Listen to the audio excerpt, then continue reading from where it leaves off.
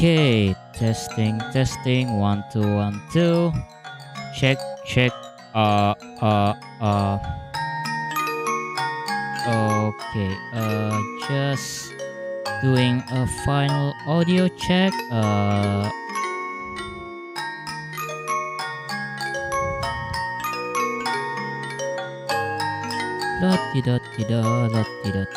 I'm just waiting.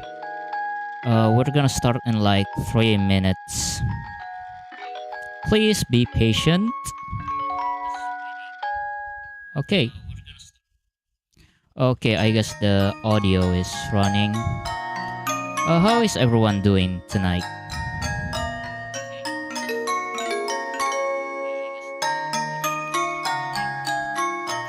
Wow, that is really loud. Okay, we're just gonna start in 2 minutes. I kinda start a little bit early because I couldn't wait to do this stream. I haven't done this in like a while. How is my audio, by the way? I've checked using my phone. I cannot really sure because I cannot actually put the audio next to my ears, I guess.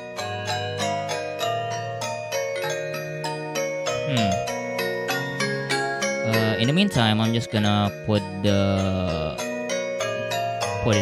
tweets and share the links on several Discord server. And I got like this drink. I got some soda. I should probably go downstairs and get another bottle. But unless you want me to burp a bunch of times during my stream. And what was I trying to do? Oh yeah, my notes. Okay.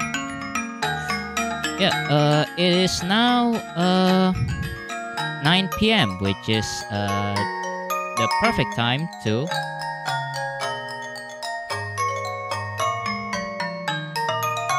start the stream. Oh, whoops, wrong program. Time to close the music is quite loud. It's possible to turn it.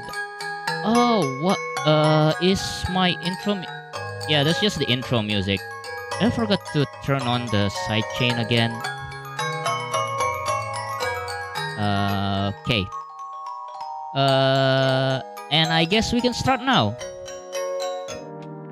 And we are live! Hello! And welcome to the stream. My name is Nanaten, and tonight we are doing something a little bit different. My stream is doing really well, actually. I got lots of drop frames, but it's still 24 FPS, I guess. So I guess we're just doing fine. I'm just gonna close the my Chrome tabs. How is my audio, by the way? I couldn't check. My PC face just start acting up. Let's try it. How about this one?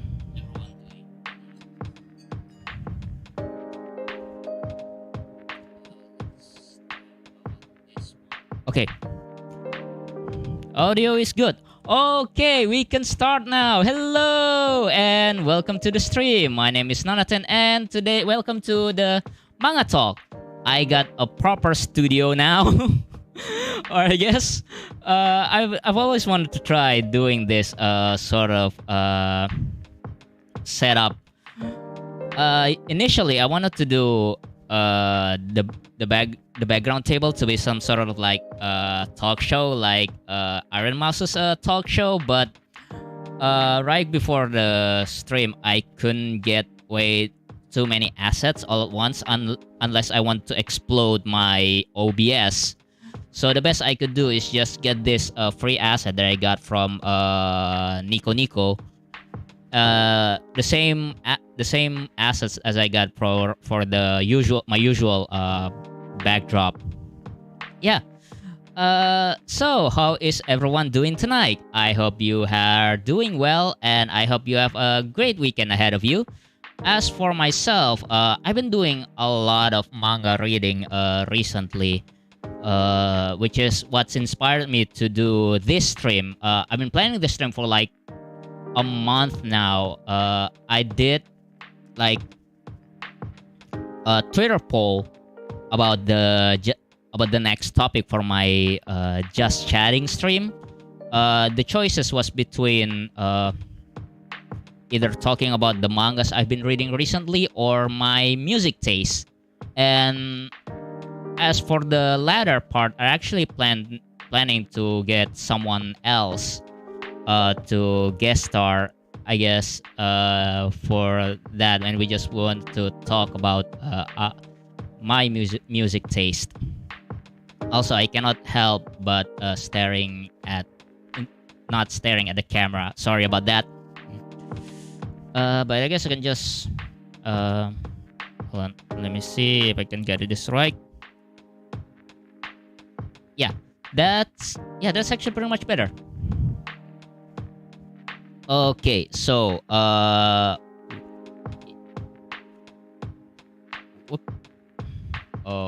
right. I actually have nothing else to talk about as of what I've been doing recently. Yeah, I'm just sitting at my desk, just catching up to a lot of my backlog, and I did discover like some mangas also, some new mangas, which is another reason why I want to talk about this.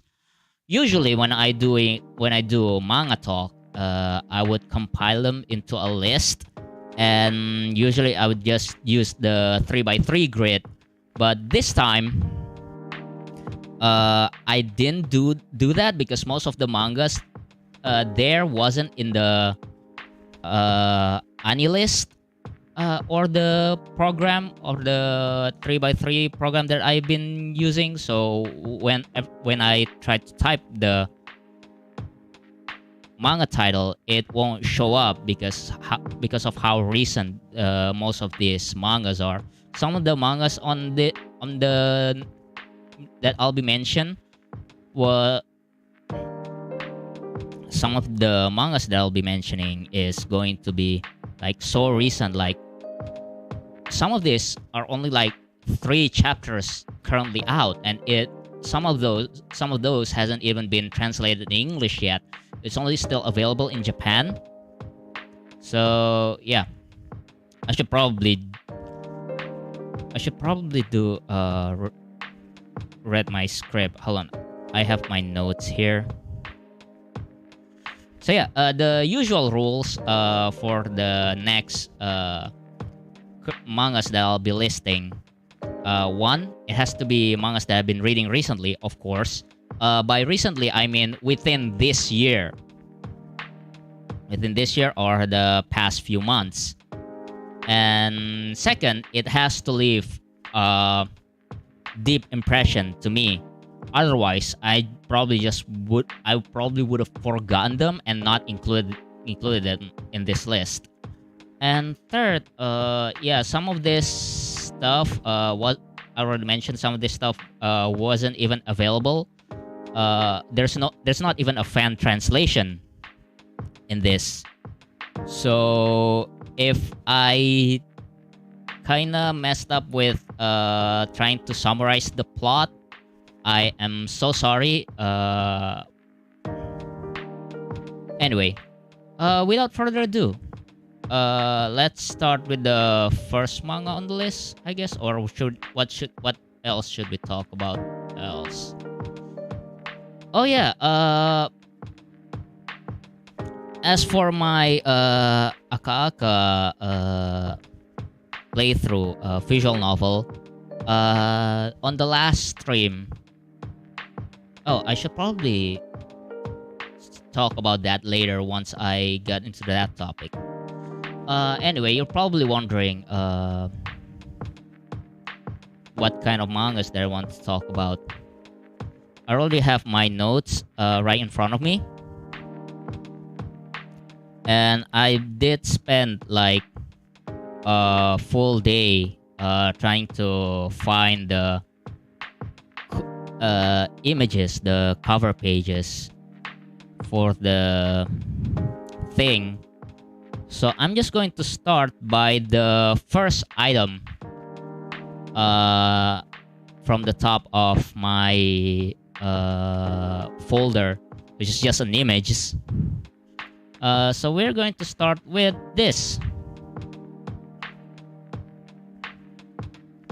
Oops, probably should have put that in center page. Yeah.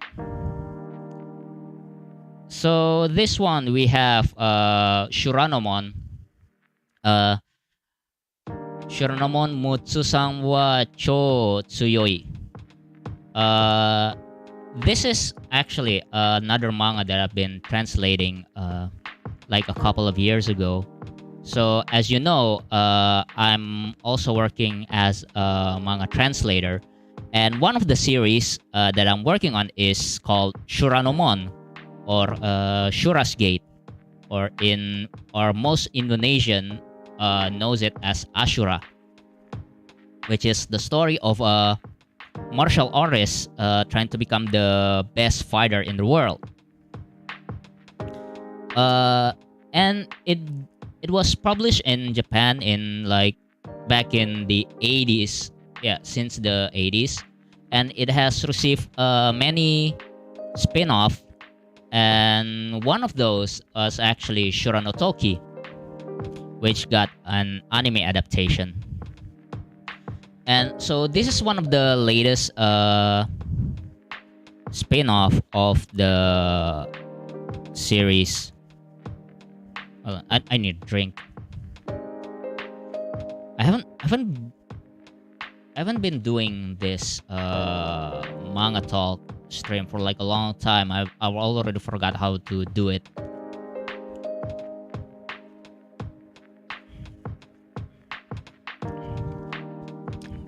Yeah, I've talked about Shuranomon and Shura no Toki in my other manga 3x3 list of my favorite anime list and my favorite manga list.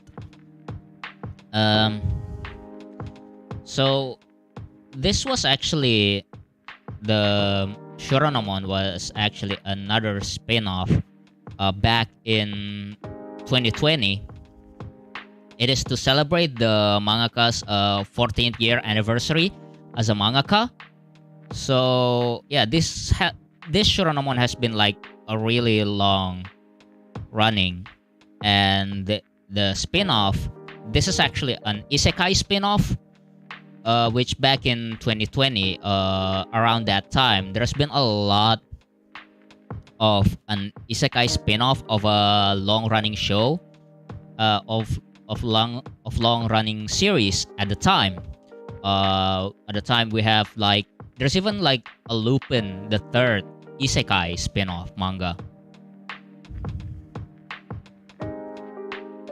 Wow, the music is really distracting me. What else do I want to talk about?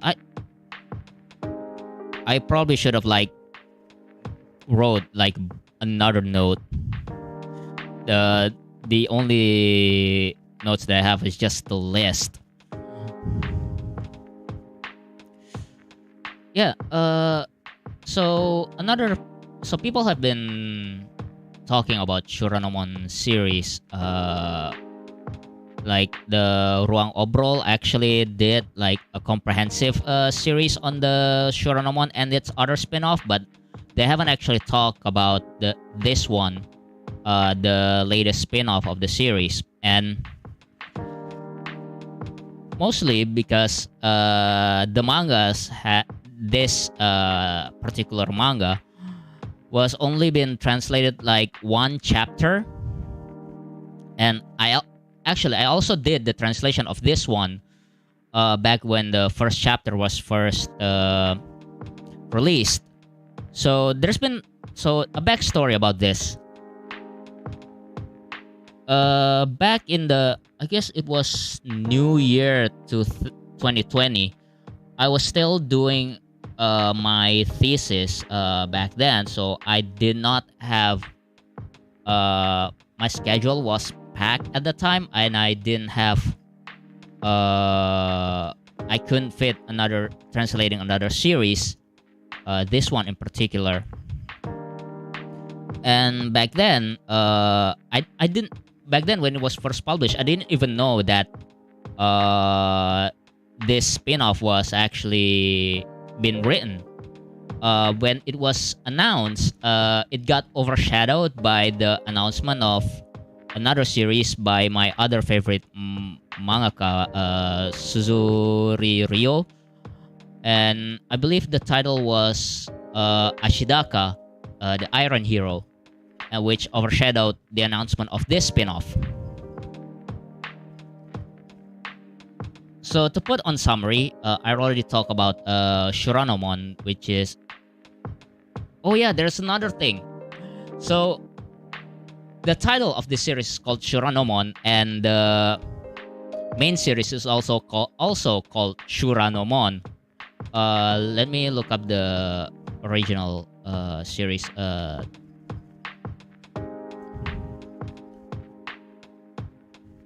This stream has been is going so well. Where is it? My documents. Where's the comic? Yep, there it is. Yeah.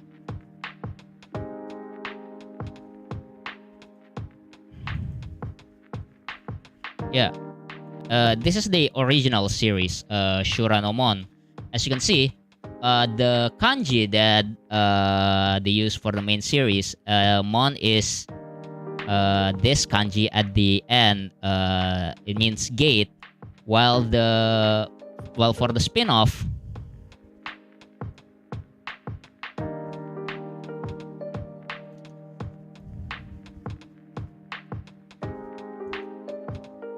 they're actually using this kanji at the end, which means crest. So yeah, as you can see, it caused like a lot of confusion when I was trying to refer between the spin-off and the main series. Okay, so the main Shuranomon series, it tells about this clan of martial artists, the Mutsu clan, which is referred to sorry, which is referred to as the strongest martial artist clan, and their job is to challenge all the strongest fighter it is on Earth.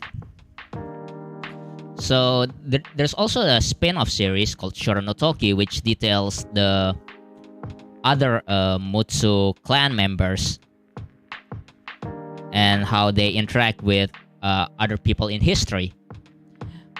And there's been a sequel called Shuranomon Dainimon, which tells the main series, which acts as a sequel. And right after the sequel ended, I believe it was 2017. Yeah.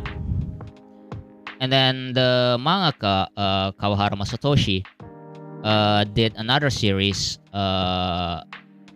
I probably shouldn't talk about that. And until finally, back in 2020, when they're celebrating Kawahara Masatoshi's 14th year debut anniversary as a mangaka, they decided to make an isekai spin-off starring this dude, who's another he's another Mutsu clan, and who got isekai'd without his memory on his own identity.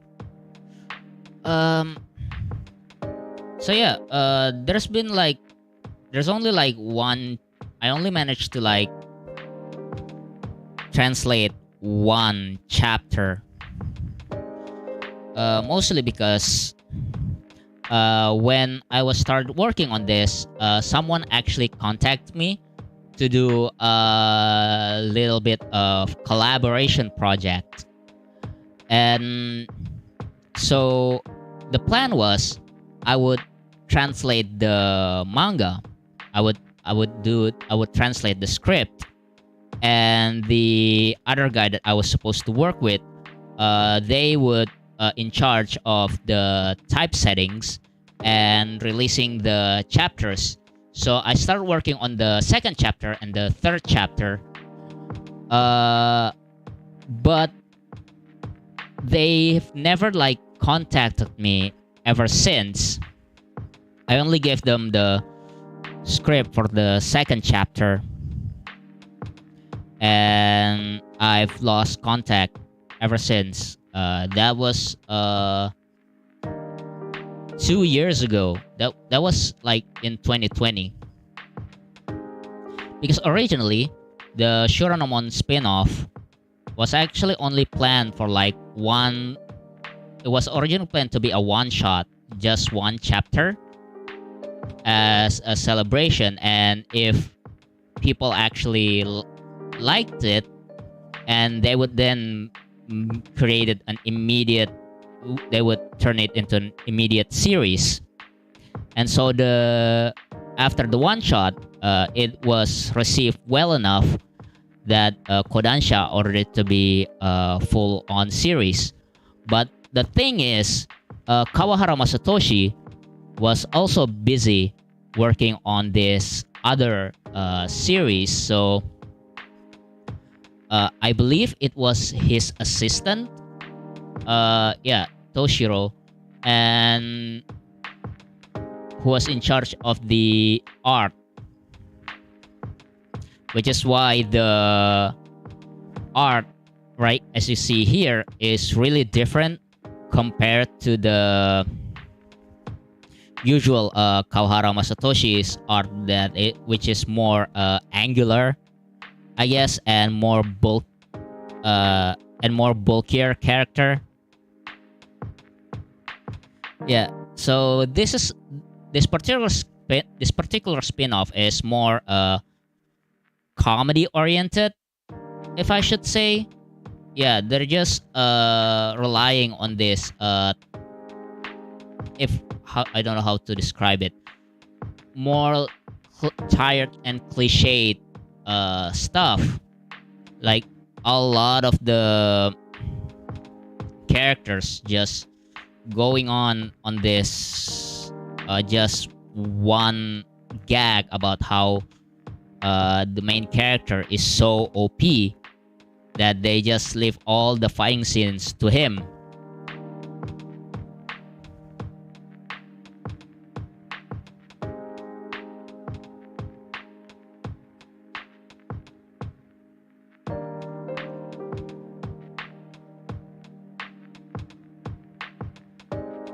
Wait, what was I? What was I trying to do? Yeah.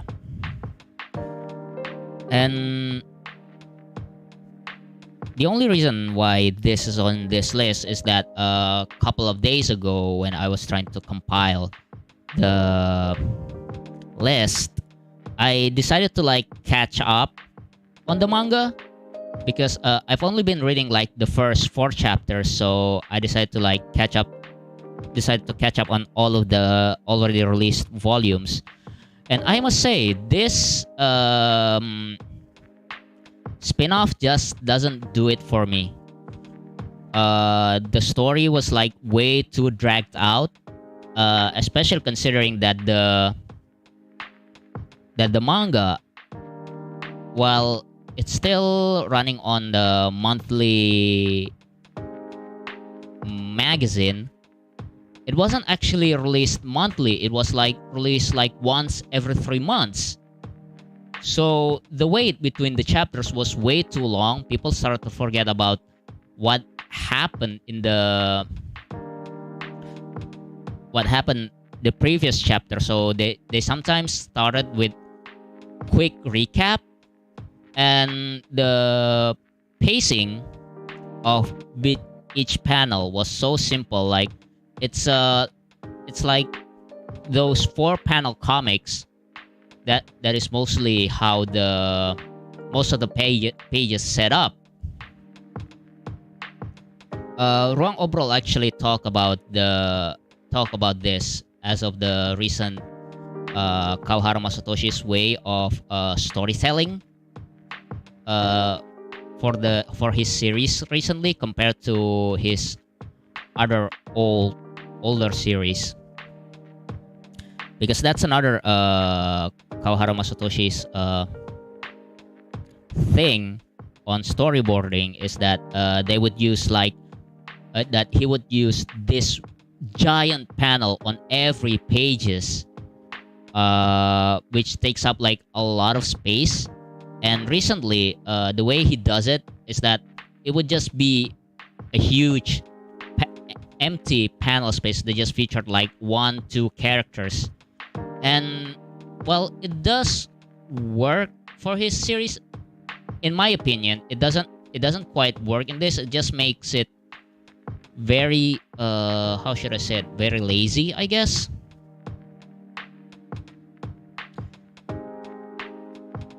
And another thing is that because this was meant to be a gag comedy manga, some of the jokes they repeated the jokes like so frequent.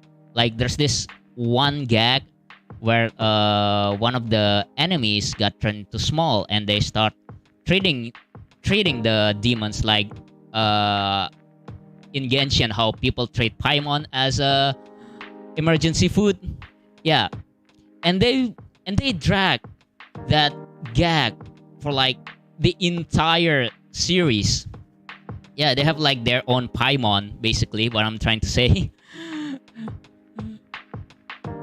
And there's also the fact that the art also completely different compared to the main Shuranomon series, and it does have the trademark of the Kawahara Masatoshi on how. Oh, I didn't know you played Genshin. That's awesome. Actually, I don't. My brother does. I don't really play Genshin. Mostly because if I try to play it on my computer, it would explode. Yeah.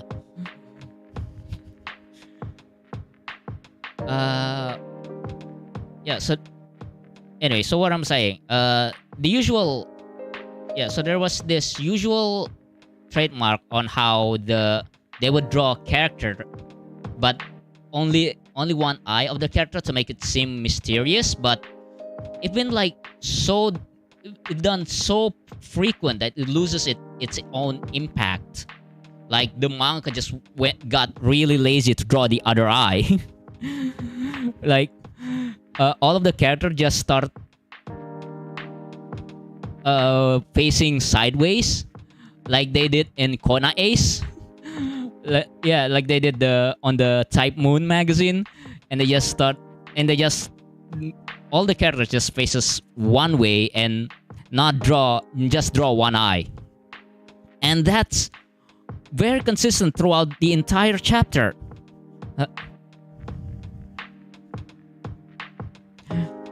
Sorry, my mistake, but I understand the problem. I tried to play on mobile and I can just imagine how bad the quality was.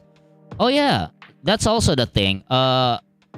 Because 2 months ago, I also tried to play Tower of Fantasy on my phone, and I crank it to like the lowest setting, and it's just unplayable. It's so unplayable, I wouldn't even dare to try to stream it. Anyway, back to the manga. Well, however, the art itself and the gag was really tired. I must say, the fighting scenes in there, it still managed to like retain some of the good stuff from Kawahara Masatoshi. Yeah, so the fighting scenes was still detailed for some reason, probably because the Kawahara Masatoshi is still probably in the working on the script. Yeah, so that makes it just worth enough for me to keep reading. And maybe in the future I'll probably continue on working on this manga. Maybe sometimes in the future I would just release the chapter 2 because I already got the script. I also already have the manga raws. Maybe someday. Also, Urang Obrol, if you're watching this, dude, where's the collab, man? Where's the Shuranomon collab? Anyway, next manga. Next one on the list because oh yeah, this is the thing that So now, next one on this list, we have Acca 13, which is this manga written by Natsume Ono. So this one, it tells about a country which has 13 districts, and there's this blonde dude, Jean, whose job is to inspect each of the districts. It already received an anime adaptation back in 2018. It's called Acca 13. I highly recommend you guys to watch it. It's so cool, like all the scenery and the art style is just chef kiss. I honestly cannot You've seen how I describe Shuranomon. Do you think I can describe how cool this anime is? I really think that I completely missed out on this back in 2018, and I just recently watched it like a couple of months ago, and my god, just everything about this is so god tier. Like the style, the music. So I already So the story was this blonde dude, Jean, is inspecting all 13 districts of the country where each district has its own autonomous government, and his job is to inspect each district. Meanwhile, in the background, there's this coup d'etat is happening with Jean. Apparently, is the go-to guy for the coup without him actually noticing. So yeah, it's kind of like a spy thriller sort of thing, but it's sort of like spy thriller without the spies. Yeah, that's the only way I can describe it. Oh yeah, and also there's like a lot. There's like an unreasonable amount of bread in there. Like every character is like obsessed with bread, which is one of the charms of the series. As for the art, there's something about Natsume Ono's art that is really highly unique compared to other mangakas that I followed. In fact, after I read the manga and after I watched the anime, I decided to go back and read some of her previous works. I tried to read like Ristorante Paradiso, which is another manga by Natsume Ono about an Italian restaurant. It also has an anime adaptation. You can just check it out it's on YouTube, not officially. And there's also this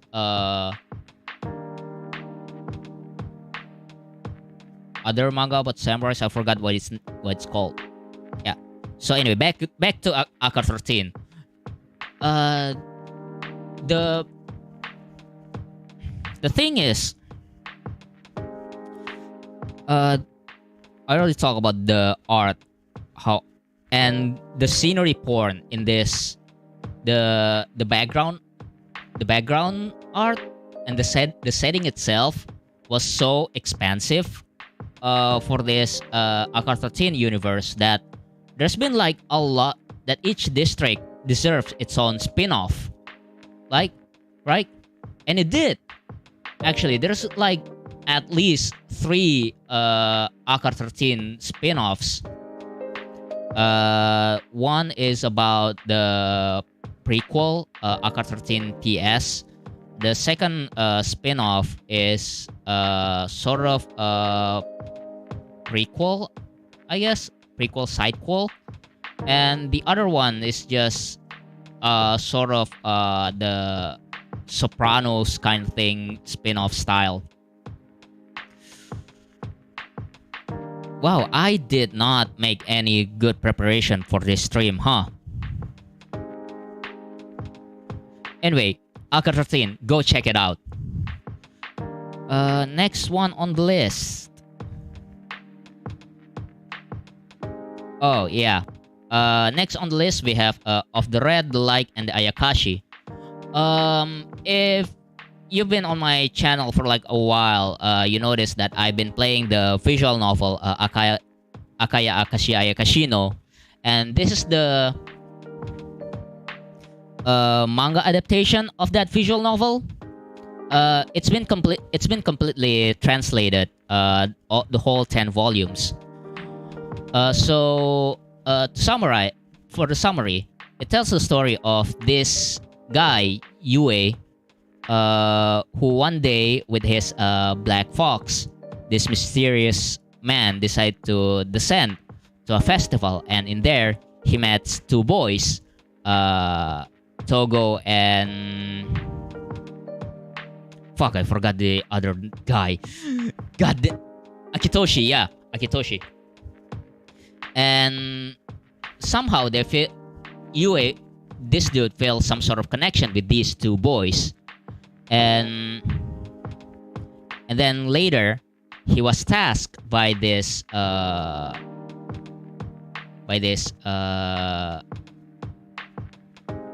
high level Ayakashi to get close to the boys, so that one day he could decide to eat one of the 2. Yeah. So I've been playing the visual novel I've been streaming the visual novel on my channel as of the last few weeks, which is the only somehow the only content that I create now. And I've been focusing so much, like I'm pretty sure people just start to get tired by it. But there's just something, a mysterious charm about this series in particular that really got to me. It's probably the fox mask. Even my avatar, the fox mask, was actually just trying so I could mimic the main character of this, which somehow makes my character more stand out, which makes my avatar more stand out than I usually currently am. And oh yeah, the thing that I want to talk about during of my Aka stream. Yeah, so on my last Aka stream, I actually didn't manage to get Togo's true ending. So I just ended my stream right then, even though the title said Togo's root end, but I didn't actually got his true end. So I decided to just do it on my next Aka stream, when I would just, play it as I was trying to set up for Akitoshi's route. And I actually managed to get to the point where during my last stream, when it would split between the normal ending and the true ending. So yeah, on my next Akitoshi route stream, I'm probably going to begin with that Togo's true ending.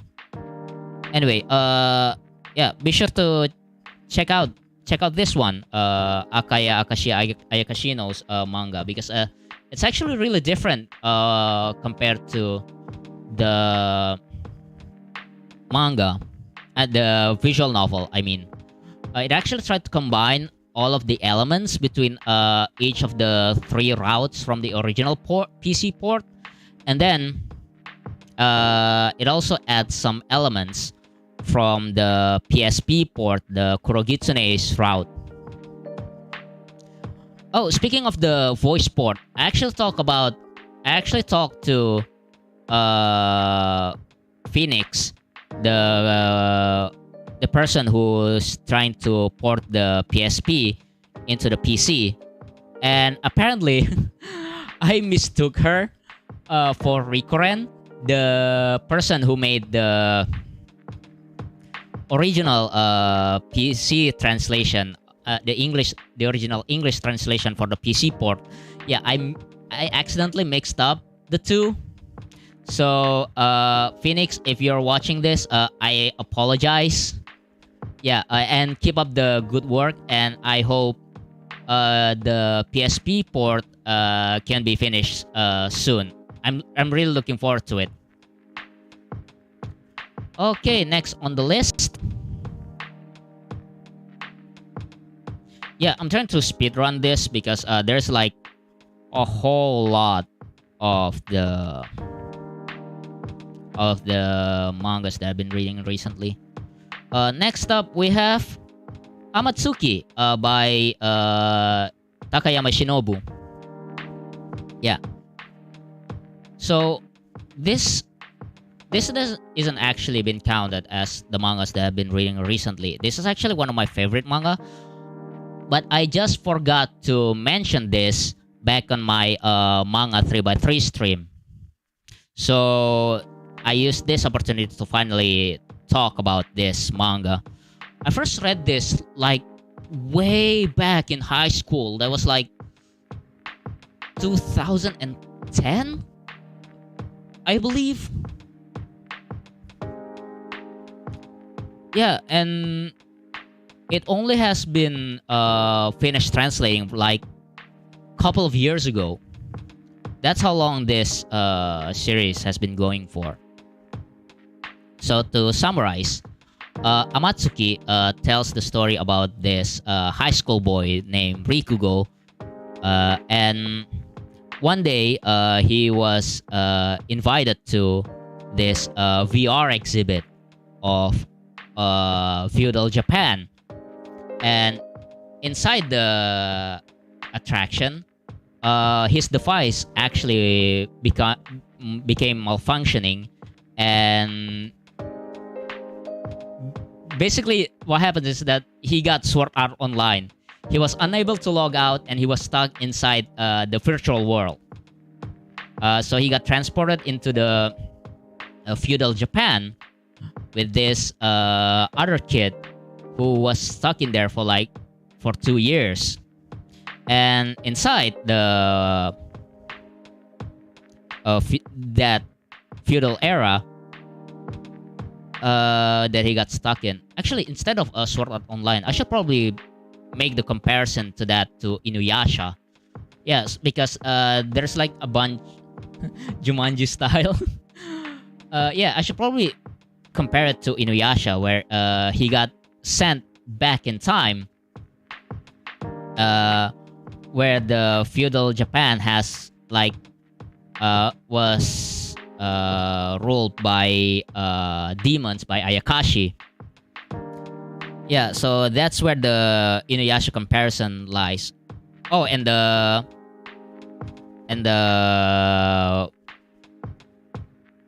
main love interest also has dog spirit. Yeah, that's where the Inuyasha comparison ends. It's actually been adapted into an anime back in 2008, and which adapts I forgot how the first 4 volumes, the first major arc in there. So yeah, I've been a fan of Takayama Shinobu. I've read his her other works. I read Mr. Morning, and I read Haigakura, which is the next mangas on this list. And it has this like how should I say this, like Edo Japanese techno vibe kind to it. It's sort of like spiritual and like spiritual series. There's action and there's even some sci-fi element to it. The TV tropes actually commented on how convoluted the plots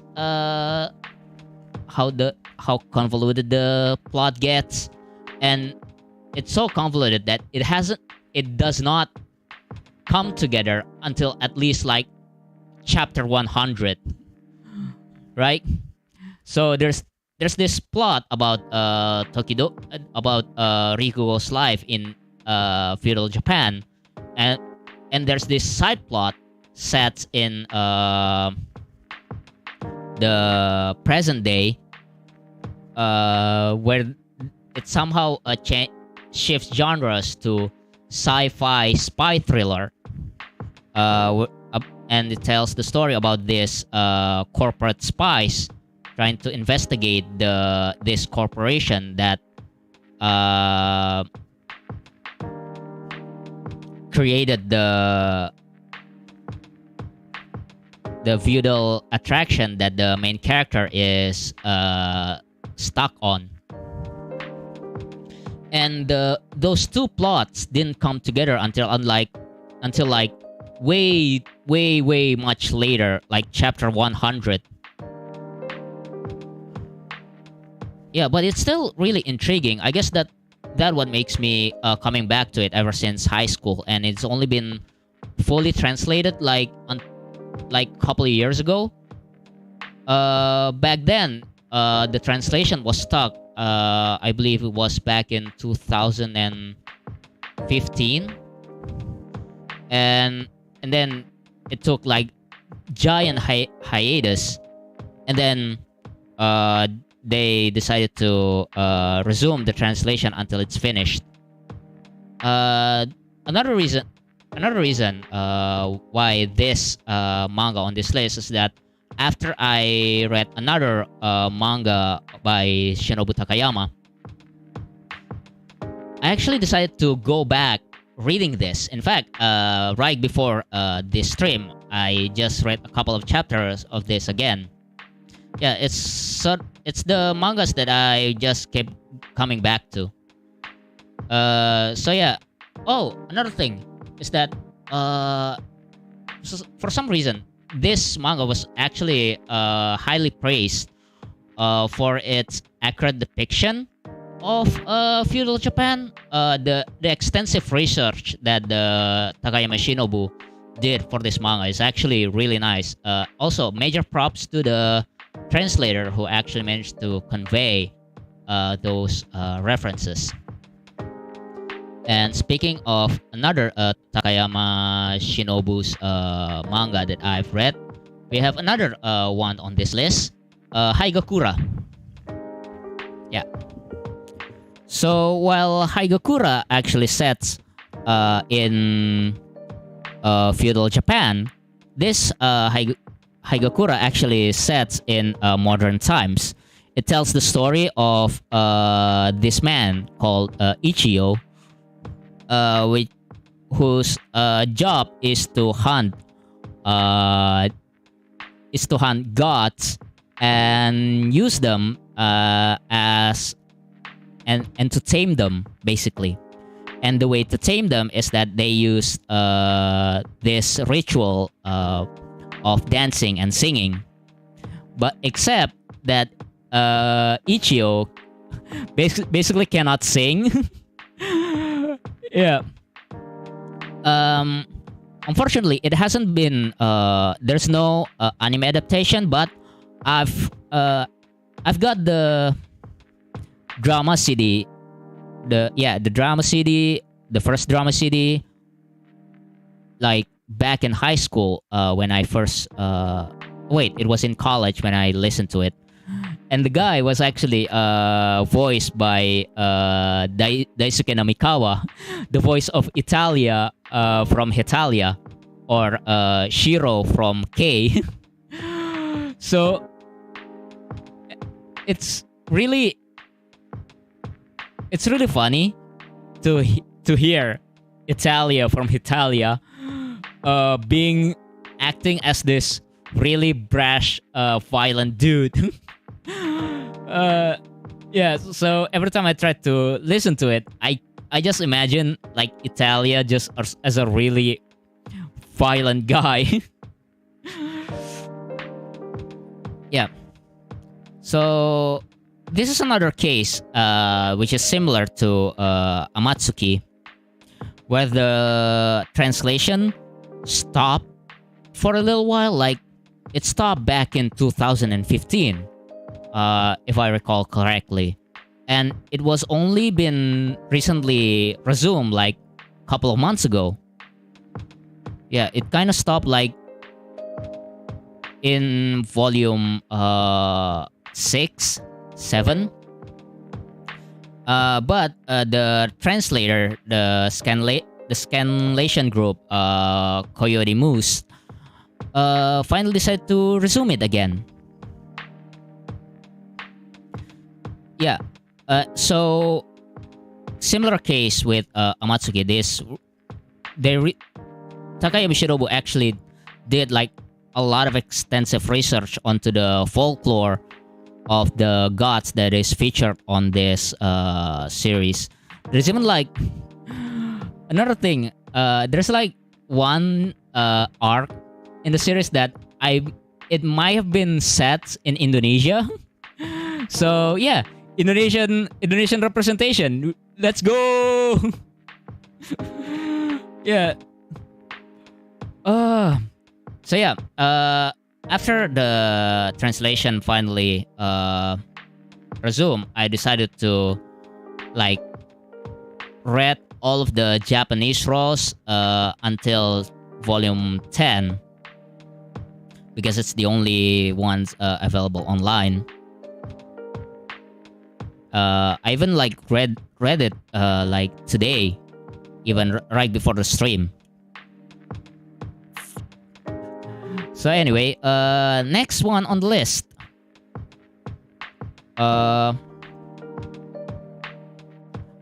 Next one on the list, we have Boku wa Chikyuu to Utau, which is the sequel to which is the current sequel to Please Save My Earth by Saki Hiwatari.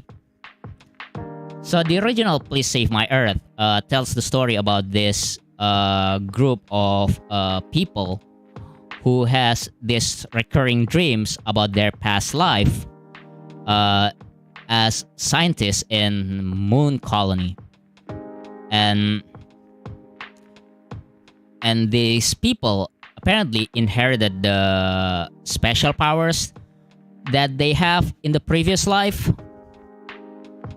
And the main character, the girl in the cover, is her previous self is in love with this another person in the colony named Shion. But in the colony, there's like a whole plot going on, which ended up killing all of the people in the moon colony. So all of those, the whole drama ended up transferring to those their current characters, and they inherited all their personalities, their powers, and their memories, and that's ended up resulting in a lot of drama between the characters, which is apparently really just says a lot about the 90s manga. There's been like a whole OVA series of OVA of the Please Save My Earth, like the 90s. There's just something about the 90s animation that hits different, you know? The I only watched like one episode of Please Save My Earth OVA, and my god, the animation was damn god tier. There's like this scene where this kid just playing gymnastics and just start twirling this ribbon, and the animation of that twirling was so Sakuga. Was so highly detailed for some reason. And just this dude just jumping and while twirling. It's basically kind of like a Sailor Moon transformation sequence. Just of this dude twirling, doing gymnastic. Anyway, so Boku wa Chikyuu to Utau. There's actually another sequel of Please Save My Earth, which features the children of the main characters, and this is actually the follow-up to that. And it tells the story of how the children of the main characters of the Please Save My Earth, and how they reach the teenagers the same years as the main cast of the Please Save My Earth, and how they deal with the whole growing up process. While at the same time, there's this another plot about how their children was actually prophesized to save the earth. I feel like older animes would still win style and detail wise, and same goes for older mangas. The art style just hit different. Completely agree. I only read this. I already forgot the whole plot of the manga actually. Some of this was just really about setups. The previous series was just about setups. But unfortunately, the Boku wa Chikyuu to Utau hasn't been translated in English yet, but Please Save My Earth and its immediate follow-up has already been translated.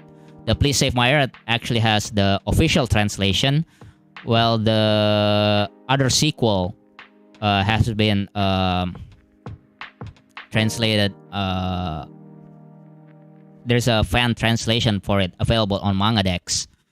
So if you have time, please go read it. And that's all the things that I have to say about this for some reason. Okay, next up we have Chaos Game by Daiki Yamazaki. God damn it. Fucked up with the name. Okay. Okay, sorry about that. My wireless modem just decided to go take a dip. So, Chaos Game. I couldn't really say so much about this because there's only been like 3 chapters available online. I discovered this because the author of this other manga series that I really like decided to retweet this.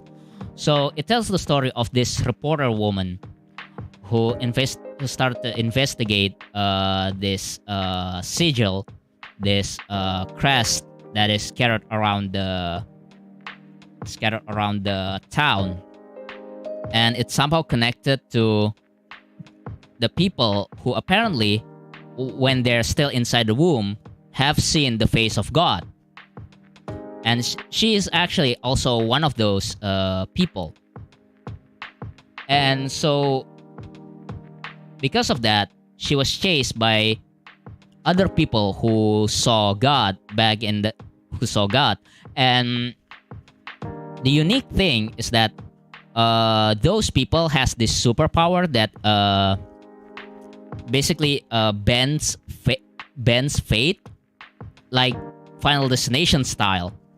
Like they can bend bullets, they can cause things to happen, kind of like Domino from the Deadpool movie. So one day she got involved with one of those people who ended up killing her colleague. So she decided to investigate those sigils, and that's how far the stories got so far. There's only been like 3 chapters, and it was really interesting the way these characters actually try to there's not actually the action scenes, the way, kind of like undead unlock kind of thing, and the way she tries to survive by Final Destination style because all of these things that's trying to kill her by bending the things. It's really hard to explain. Anyway, next up, yeah, we're only like 1/3 of the list. Next up, we have Code Nostra, which is another manga that for some reason no one has picked up. So Code Nostra tells the story about this dude who got shot in the head by this random mugger, but he would later receive an implant, a chip implant, which is basically it's just Japanese chalk. Yeah, the whole thing that I can say is just it's Japanese chalk,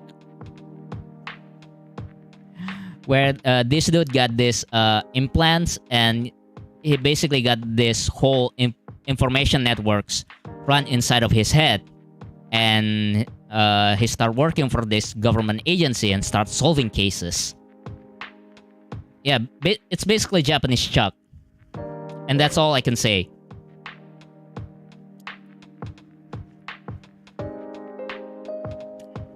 Okay, next up on the list.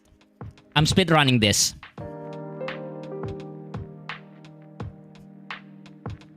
Oh, and this one, yeah, you probably already seen this anime, the Fuuto PI, the Fuuto PI.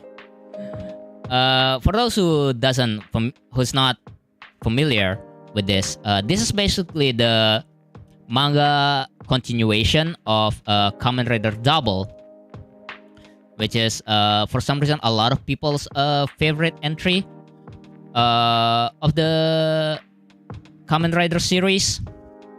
And this manga continuation was actually written by the main writers of the Kamen Rider Double, which is why the script is actually really good. And it has been, you know what, I think putting this on the list is kind of cheating, because the anime is currently airing this season. I actually read this back when it was first published. Like it had back in 2 years ago when it was first announced. Originally, this wasn't even meant to be on this list. I actually planned it to be on another video where I would talk about manga adaptation of live action series. Originally, there was going to be another video where I would talk about how usually when there's a manga, they would make a live action adaptation to it. Yeah, so I was compiling a list of what happens if people did the opposite, adaptating a live action series into a manga. And I've got a lot of mangas on that list, and I wanted to make a video of that, but maybe it will probably be another topic for the next manga 3x3 stream. Yeah. So anyway, a couple of months ago, right after the anime first aired, I decided to just like catch up with the latest Raws, the latest Japanese Raws, because the English translation have only been made it to like chapter 50 or something as of currently. So, and while the Japanese Raws was actually like in chapter like 90, which I did not expect the series to be really this popular. Well, I guess considering that Kamen Rider Spirits, another Kamen Rider manga adaptation of based on the Showa era Kamen Rider, is somehow still published on monthly shonen magazine. Yeah, which is probably a given why this is much more well received, considering it's apparently other people, most Kamen Rider fans' favorite series. Okay, cards on the table. I haven't actually seen Kamen Rider Double, the series. I've only watched like my only entry of the plot was just from the Kamen Rider movies. Yeah, my only interaction with Kamen Rider Double was from the movie wars with Kamen Rider Decade and with Kamen Rider Oz.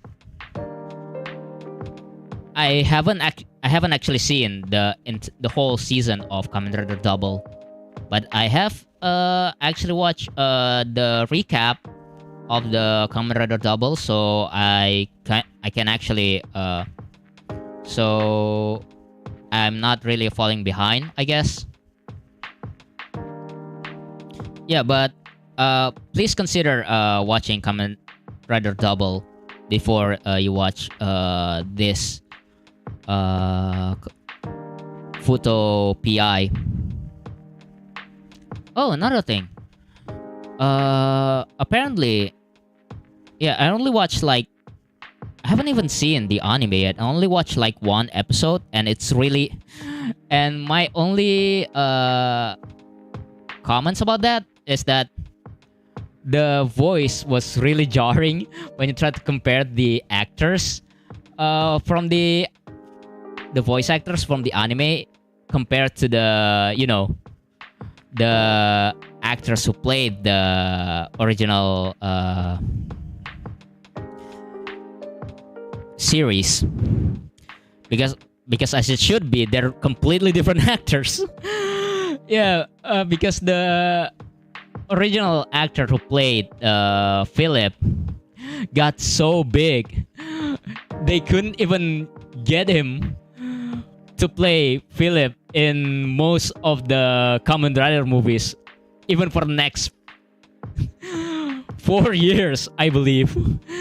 His schedule was so packed. I don't think he would be available for the next 4 years. But the actor who played Shotaro was still available, which is why in most Kamen Rider movies, it was him who does the voices or the appearances.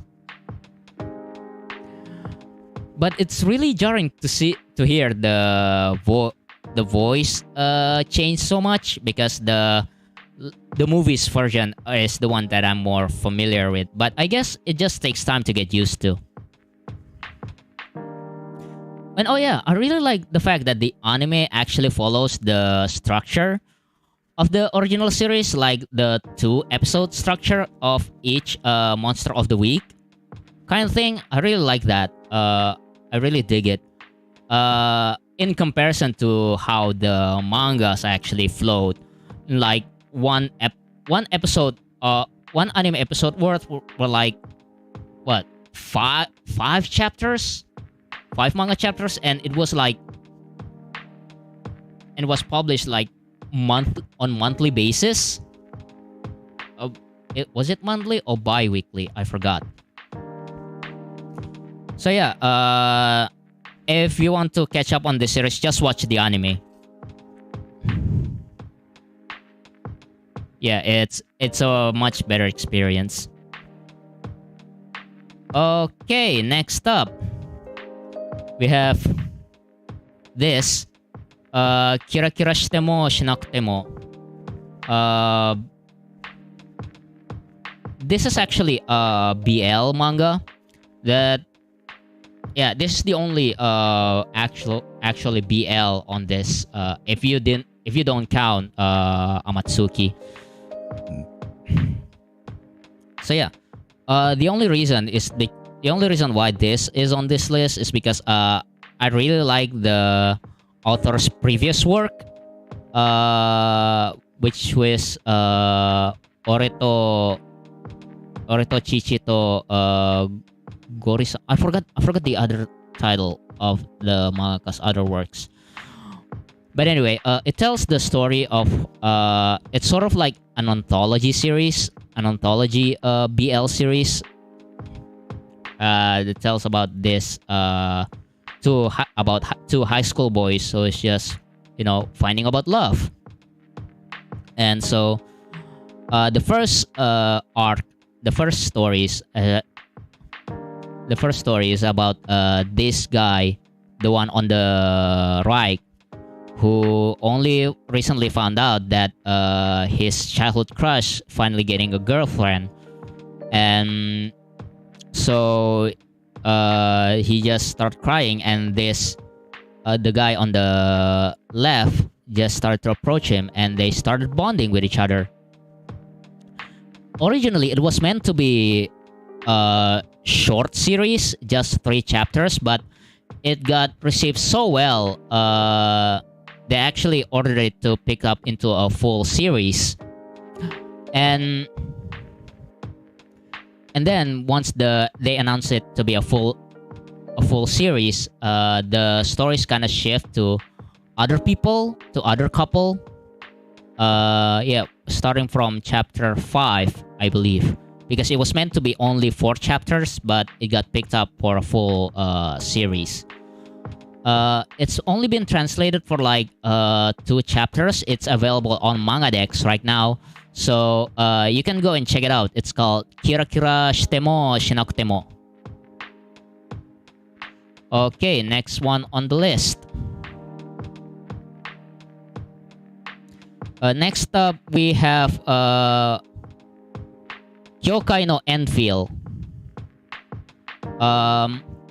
This one tells the story about this dude, the ones in the up front, who is a detective trying to chase on the lead of a serial murder case. And during one of his chase, he was chasing a suspect. He ended up injuring a bystander. So the girl right behind him. So after that incident, he decided to quit. He quit the force and ended up switch careers to become a physical therapist, so he could heal the girl he ended up injured. And then one day, a Jane Doe turned up at the hospital, and the main character actually suspected that the Jane Doe could be related to the serial killing incident. Yeah, so it's kind of like a suspense thriller manga, but for some reason, somewhere along the way, in some chapters, it's kind of turned into an episode of Scrubs. For some reason, where they have like this patient of the week sort of format, where the main character would just receive a patient and they just try to work out with the patient's problems, kind of like Scrubs. while the plot of the serial killer just still running in up front for some reason. So it's sort of like yeah, that's the way I describe it. It's Scrubs meets Hannibal, basically. Where this dude tries to heal his patient, while in the meantime trying to work out the real mystery of the serial murder case. And it's actually really fun, considering that for some reason the Jane Doe's spirit was she actually experienced an out-of-body experience. Scrub hits Hannibal, but Hannibal gets sidelined. Yeah, and the Hannibal actually has an out-of-body experience. So she actually, the Jane Doe actually sees the whole Scrubs plot happening. Yeah, it was really confusing, but somehow it's intriguing, sort of kind of way. Yeah, so if anyone would like to... Yeah, sadly, there's no like an English translation currently available. I only read like the Japanese ROS. So if anyone actually listening to this, please pick this manga up. Please pick this for an English translation, please. Because it's really fun. Okay, next up on the list, we have this Last Karte, which I believe it runs on the same website as the Kyoukai no Endfeel. So on the lighter side of things, we have this. It tells the story of two high school boys who interned in this how should I say it? Veterinarian lab, and they investigate wildlife cases. Yeah, so each week there's this new animal patient that they have to take care, and it ranges from the either domestic pets to just regular wildlife in general, just a wild animal. The first chapter, actually, they investigate a case of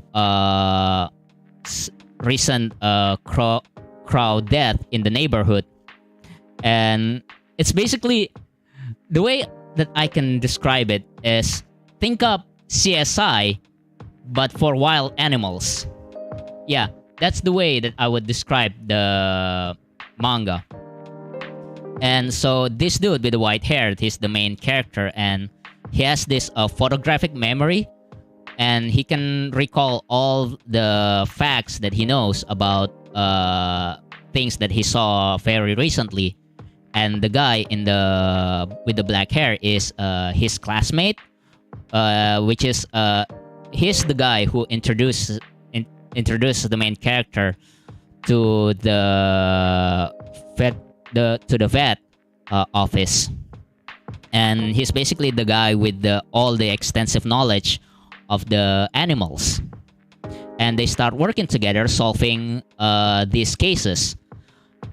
And another thing that I really like is that the way the story was actually played, the structure of each case of the week is that they encountered this animal corpses, and they start working, they start investigating as of why the animals ended up dead. And so they start doing surgery, they start doing autopsy, and they start going through the animal pattern, until finally they found the cause and find the true culprit. On the first chapter, they found out that the crows that has been dying was actually been poisoned by the culprit, because he couldn't stand of the wild crows. So the culprit just decided to poison the crows. and the main character uses his photographic memory ability to recall the license plate or something. And then the chapter ends with a flashback to the moments right before the animal's death, and I believe it highly resonated with me. I really like the way the episode each I said episode. Yeah, I called it episode. How each episode structured like that, and when they started to investigate of pets, most of the pets that they take care of was actually still alive. They just the pet's patient that came that they investigate just come with the normal sickness, and they tried to investigate, and then they investigated this other chapter where they investigate. There's this, yeah, where they investigated this flying squirrel, and by the end of the chapter, the main character's sister actually ended up adopting the flying squirrel, and then suddenly we have this flash forward throughout this flying squirrel's entire life, and how spoilers, how the flying squirrels ended up dead. So we have this flash forward up to the end of this flying squirrel's life, and I was like bawling my eyes out. I was like instant tears, because we see this cute animal that the characters end up bonding, and we saw their whole bonding process throughout the characters' stages of life, and they just showed us, and the manga is like, and they live happily ever after until the flying squirrel dead. I was like, why are you doing this to me? Why no, flying squirrel, no. Yeah, it was really fun. Sadly, same with the Kyoukai no Endfeel, there hasn't been any English translation. Yeah. Anyway, next up on this list. Oh, this is good. This is the one that I've always wanted to talk about. So this is called Seiten no Ordo. Oh god. I've been wanting to talk about this series for a really long time. My god. Okay, so this is called Seiten no Ordo, which is created by the same mangaka who created Otome Senso. So this tells the story of this ancient Chinese dude, the ones in the yellow attire, and he basically has this ability to see people's chi flow. Basically, he has the Byakugan. It's all I'm saying. He has the Byakugan, and he uses it to make woman come. Basically, so he has the ability of the cum touch.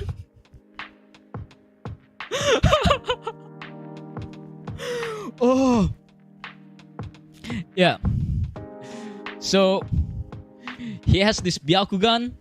He see the flow of the women's chi flow, and just touch it, and women instantly come. And one day, and he has he like makes people come so much that he got kicked out of a lot of brothels, and one brothel that he frequently goes to belongs to, and so he visit this regular male courtesan, which is the guy that he is hugging right now. So he frequent this male courtesan's place, and they sort of like in love with each other. They have this really tight relationship, and he was like, "Oh, you cannot make people come. Come on, you can do me." uh, yes. And then finally, it is revealed that the main character was actually an illegitimate son of of a Turkish king, and recently the Turkish emperor died, so he must go back to Turkey and rule the empire. So he basically have to say goodbye to his to the male courtesan, and the male courtesan was like, "No, please take me with you." And the bodyguard was like, "No, no male is allowed into the harem." Yeah, because basically the main character has to go back to Turkey and basically has to build a harem, and so he could create an heir, right? And so he already has this harem already built for him, and he was like, and the male courtesan was like, "No, I love you, please don't leave me, let me come with you." And the bodyguard was like, "No, no man, no other man than the king is allowed into the imperial harem." "Oh, no man allowed? Okay." So the male courtesan just grabs a knife and just chop off his dick. Like, oh, I was like, oh my, it was like, oh my god, this is the most incredible manga I've ever read. Like, yo, he just chopped off his own dick. And we haven't even like, and it's only been like the first half of the first chapter. And so the male courtesan is finally allowed to be to follow the main character, and on the way he started to succumb to the wound of the self-mutilation, right? So I was like, oh my god. And the male courtesan starts dying, right? From the wound, because apparently if you try to cut off your own dick, and it will sort of clog your urethra or something. I don't know. So he was in the risk of a bladder infection unless he could urinate, right?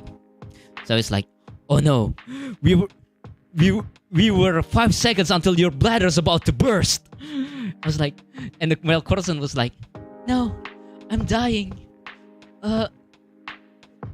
And of course, these two are already in love with each other, and was like, "No, I can't let you die." I was like, "Please, before I die, could you please make me come for one last time?" So the main character start using his cum touch, right?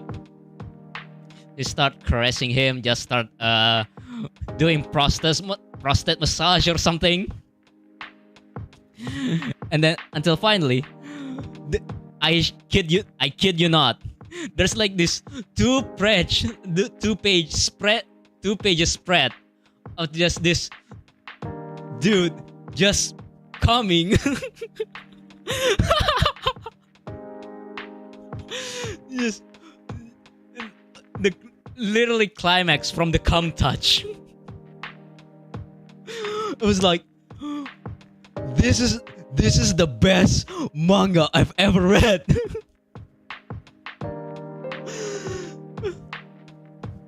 And the next chapter he was then in the next chapter he was coronated as the new king, and he met his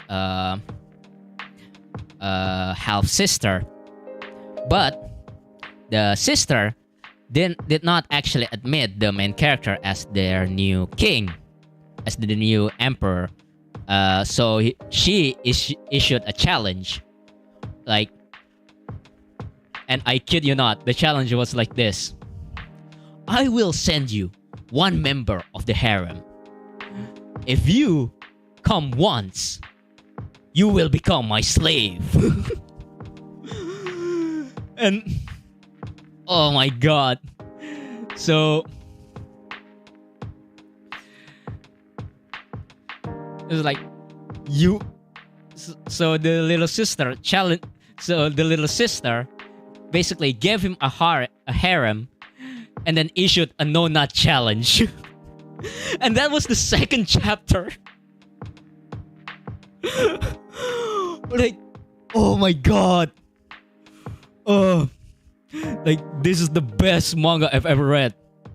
So please, the people who worked on the translation of Otome Senso, please pick this up. I beg you.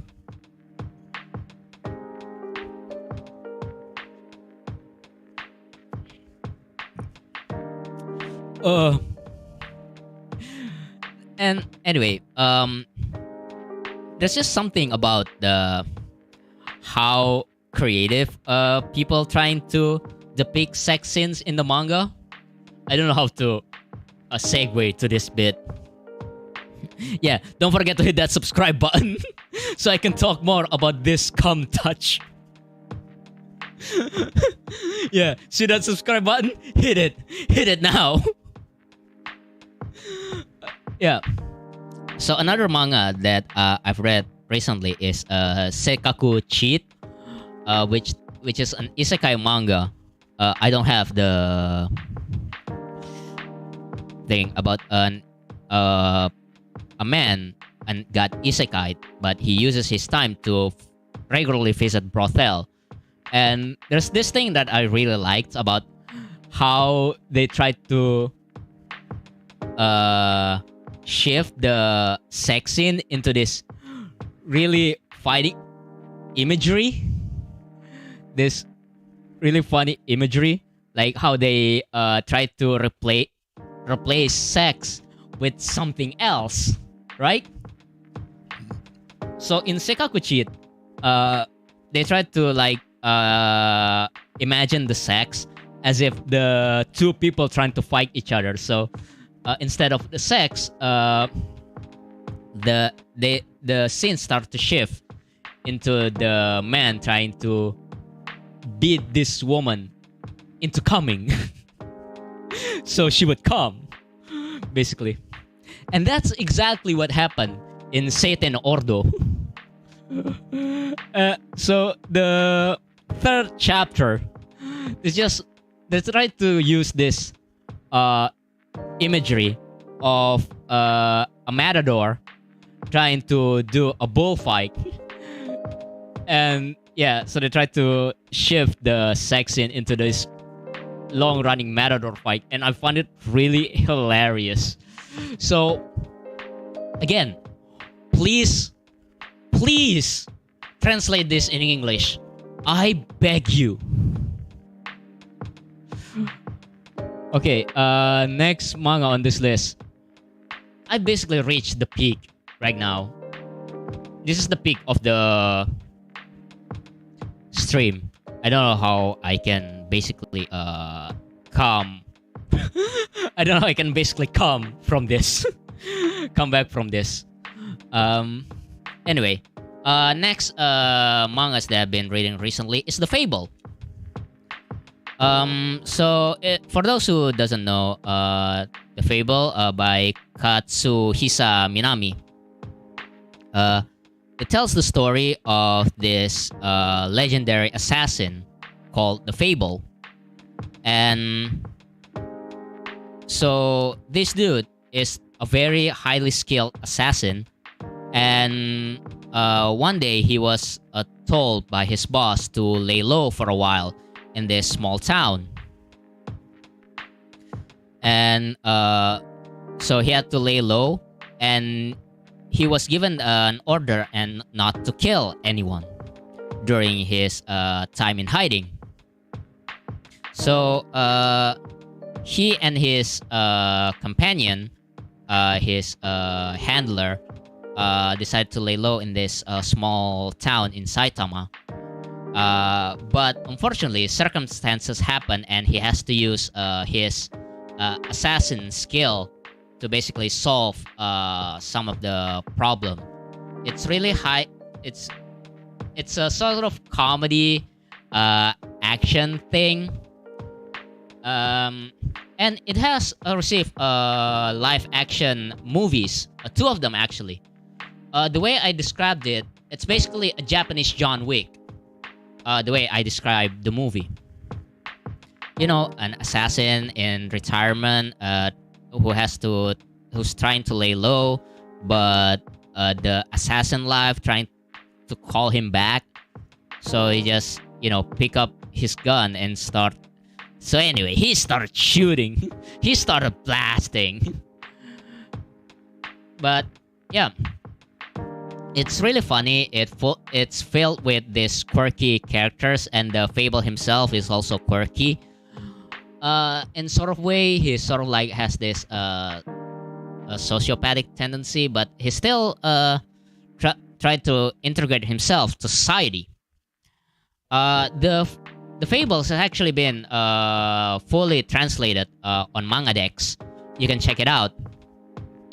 And recently, and one of the reason why this on this list is that there's actually a sequel called The Fable: The Second Contact, which picks up right after the end of the first Fable, and it sets during the pandemic. Right. So at the end of Fable, he went on a journey of self-discovery. He went on a journey to try and help people, but because of the pandemic, he decided to go back to the town and just settle down there with all of his assassin companions. And this is a spoiler, by the way. He got married and he started to settle with the married life. But circumstances happen, and he has to pick up the guns again and try to help with his friends. One thing about the movie, though, that really doesn't sit well with me, because the Fable, the series, was about this assassins trying to lay low with no kill code. Like he has to live by this code of no killing, despite being a legendary assassin, right? And one charm of it is that he was such a professional assassin that he does things very subtle, right? Very subtle, very hidden, so much that he becomes a legend, a fable, that I must say. But the way the action movie is trying to play it is that instead they try to make this, like I said, it's Japanese John Wick, so all the action scenes were like high stakes, very Hollywood kind of ish, right? With like really elaborate action scenes. The opening scenes of the movie even starts with the main character just started blasting a room full of Yakuza, right? And it doesn't really sit well with the tone of the manga. Yeah. But I can see the decision why they decided to make such an elaborate action scene, make the scenes really big, huge in scale, because, well, it's a movie. What doesn't sit with me is that the set pieces got so big that it kind of counters with the trying to lay low thing. It kind of like dismissed that fact. But it's still a fun movie to watch. I believe it's on Netflix. Yeah, you can watch it on Netflix. The first Fable and the second Fable movie. And I believe they're making the third one because the post credit scenes of the second movie actually tease the final arc of the first Fable manga. So yeah, do give it a read. It's really funny, and the action scene was really well done. And actually, one of the mangas that I see that can basically that translate into live actions really well. Right? Like even looking at the cover, you can actually see how the cover actually translate in live action even. Okay, and we're finally at the end of our list. We have Yuria-sensei no Akai Ito, which translates to Yuria's red string. Oh boy, this is actually one of my favorite mangas on the list. Which I discovered by on the Yaoi website. Yeah. So anyway, the plot is there's this woman, Yuria-sensei, who works as a I believe ballet instructor. Not a ballet instructor. Who anyway, she works as a crochet instructor, right? And she has been married to this dude for more than 3 decades. And one day, her husband collapsed and went into coma, right? And so she has to struggle with taking care of her husband in coma and taking care of her mother-in-law, right? And she has to take care of the family and the whole family drama. And then, once she arrives at the hospital,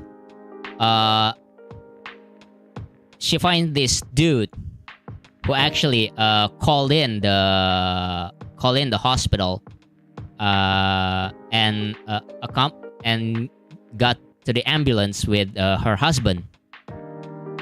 And then it is revealed that the guy was her husband's lover.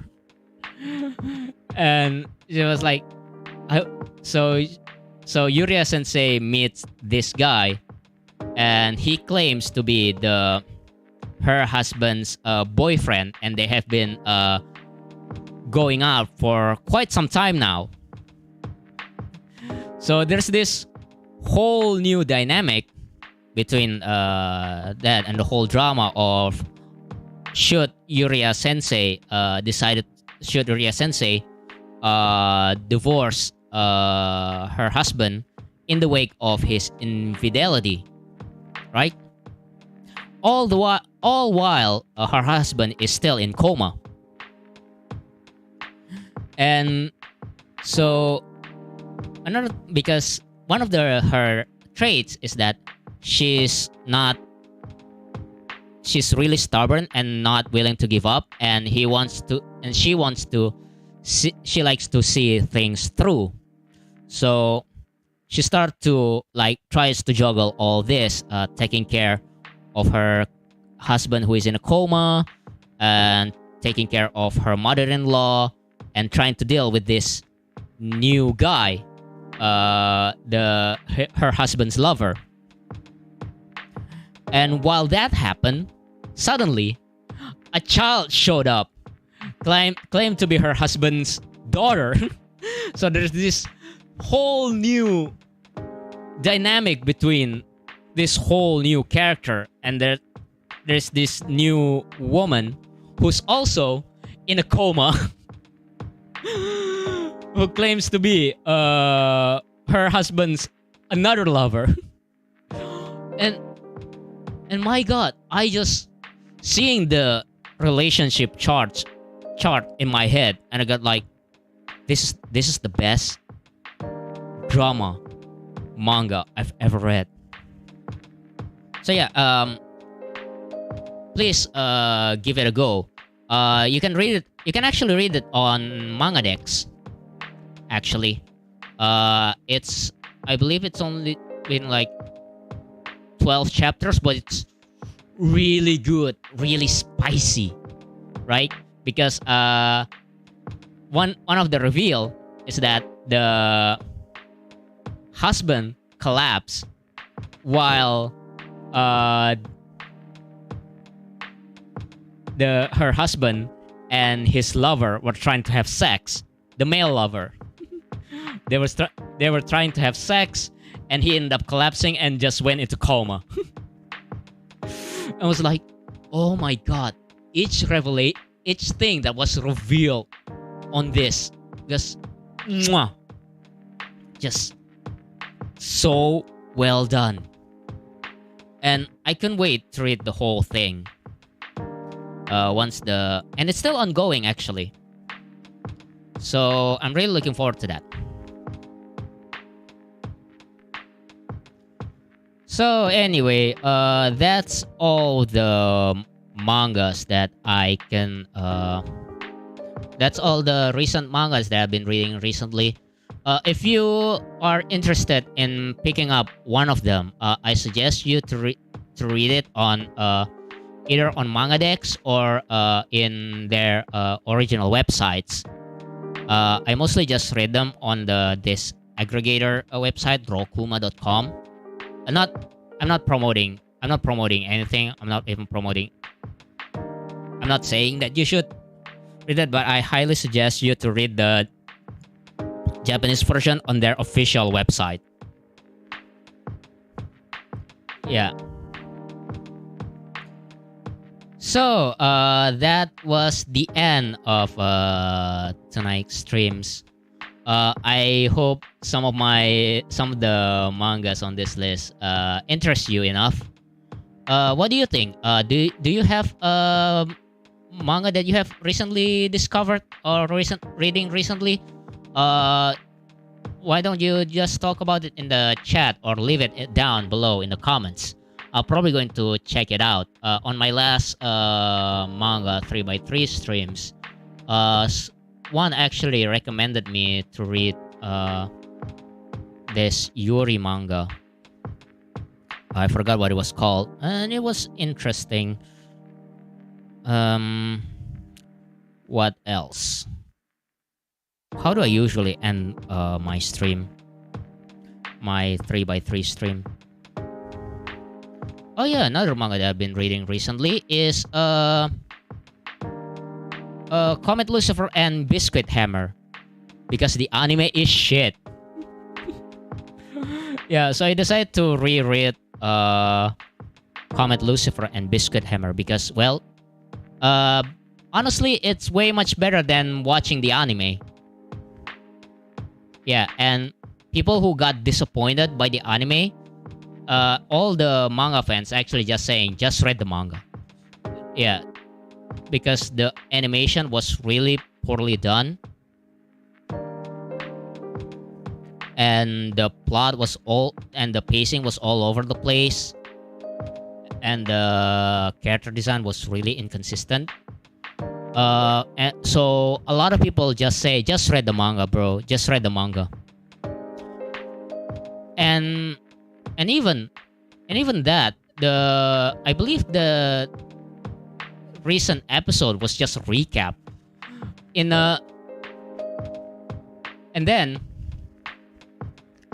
But I believe the reason why it's a recap is that hopefully they trying to save their budget for the next episode because the next week's episode was going to be this really huge one. They're finally doing that episode. So I really hope that the budget that should have went to the recap episode just went there. Hopefully. So yeah, that was the end of tonight's stream. I hope you had a wonderful time. If you do, please consider hitting that like button. Yeah, see that thumbs up down below? Hit it now. And also, if you haven't subscribed yet, please do so. There's that big red button. Please, I beg you, click that, and after that, click that bell button to get notified on all of my next stream. What else? Oh yeah, if you want to support me, please consider leaving a tip down below, and or visit my Ko-fi page because all of the proceedings from that will go towards upgrading my stream setups. Because as you already know, I'm streaming without a graphics card, and it kind of affects my stream. I got like lots of drop frames here and there, and I could only like stream 24 FPS max,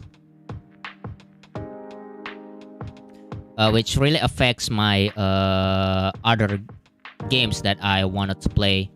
I actually want the other game that I want to play is the Durarara visual novel on PSP, but cinematic 24 FPS. Right. Yeah. The recent games that I want to play is Durarara visual novel on PSP. I've actually played it on this channel actually couple of years ago, but I didn't get pretty far into the game. Once I got the graphics card, I'm probably going to play it.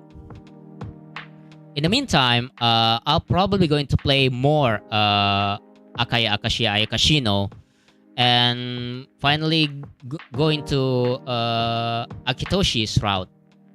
And then maybe once the voice port finished, and Phoenix finally finished the voice port of the game, I could finally play the other PSP exclusive routes.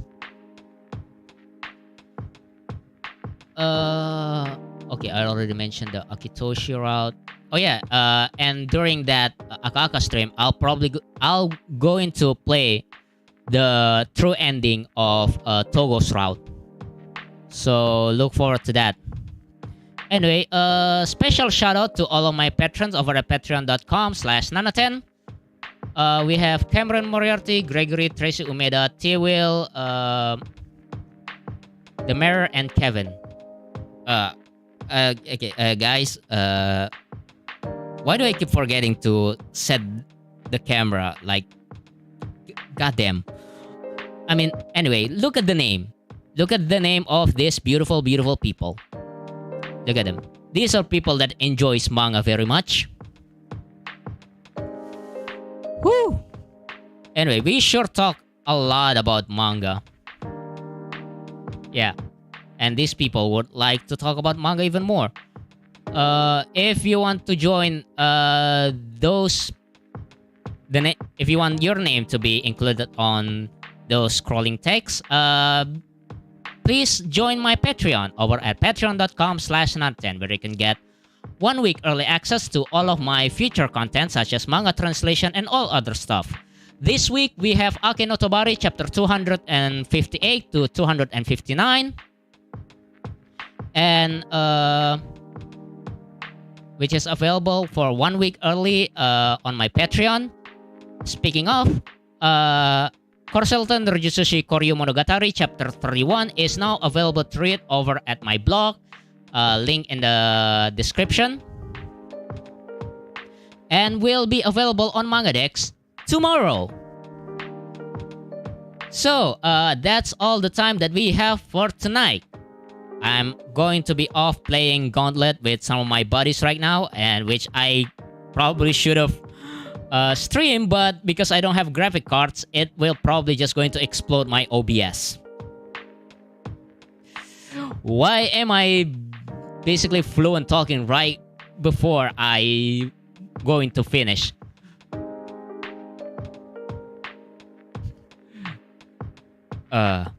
So anyway, I hope you enjoyed tonight's stream, and I'll see you on the next one. Wow, that was an awkward ending catchphrase. Has anyone like has a suggestion of a unique catchphrase? Okay, bye. What an awkward pause. And stream.